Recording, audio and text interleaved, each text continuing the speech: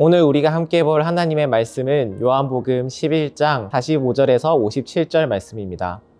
이 말은 스스로 함이 아니요 그 해의 대제사장이므로 예수께서 그 민족을 위하시고 아멘.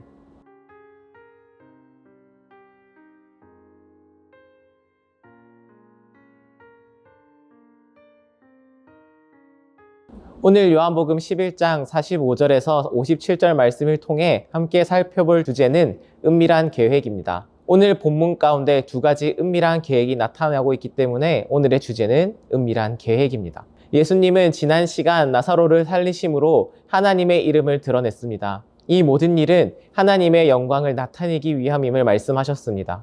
그러나 이 이야기가 바리새인들에게 전해졌습니다. 그러자 그들은 이 일을 두고 어떻게 할지 공회를 열게 되었습니다. 충격적인 사실은 그들은 예수님께서 행하신 일이 하나님의 일인지 아닌지 더 이상 중요하게 여기지 않았다는 것입니다. 하나님의 이름으로 모여 하나님의 뜻을 세우기 위한 자리가 되어야 함에도 불구하고 그들은 예수님께서 행하신 표적을 어떻게 해석해야 하는지 논의하지 않았습니다. 오히려 그들은 유대인들이 모이는 모습을 통해 로마의 심기를 건드릴까 두려워하는 모습을 보여줍니다. 그들은 이미 로마의 치세 아래에서 만족함을 누리고 있었던 것이지요. 그리고 그들이 내릴 수 있는 최악의 결정을 내리게 됩니다. 대제사장 가야바를 통해 바로 한 사람 예수를 죽임으로써 민족 전체를 살리고자 하는 은밀한 계획을 세우게 되는 것입니다.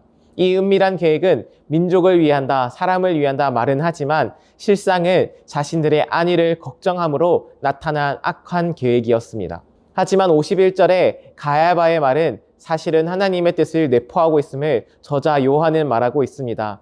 예수님께서 죽으심으로 모든 민족을 구원으로 인도하실 것이라는 숨은 뜻을 말하고 있는 것입니다.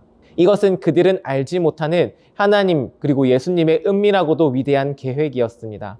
그들은 자신들이 무슨 일을 저지르는지 무슨 말을 하는지 죄로 인하여 눈이 멀어 알지 못하였으나 하나님께서는 그의 뜻을 이루어 가고 계셨습니다.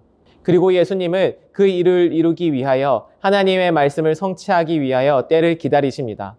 예수님은 하나님의 구원의 은밀한 계획을 위하여 때를 기다리시며 대제사장들과 바리새인들은 예수님을 죽이기 위한 은밀한 계획을 실행하기 위하여 예수님을 기다립니다. 사랑하는 불꽃교회 성도 여러분, 우리는 어떠한 계획을 바라보며 나아가고 있나요? 하나님의 계획을 바라보며 나아가고 계신가요? 아니면 세상의 것을 추구하며 나아가는 계획을 바라보고 계신가요? 우리에게 말씀의 분별함이 올바로 세워지지 아니하면 우리는 하나님의 계획을 소망하기보다 세상의 뜻을 따라가게 될 것입니다. 우리의 입술에서 나오는 말이 어떠한 뜻인지 분별하지도 못할지도 모릅니다. 이 세상을 구원하시기 위해 이 땅에 오신 예수님의 계획을 늘 기억함으로 우리는 살아가야 합니다. 하나님의 계획 속에서 함께하며 나아갈 때 우리는 비로소 구원받은 백성으로서 살아가게 될 것입니다.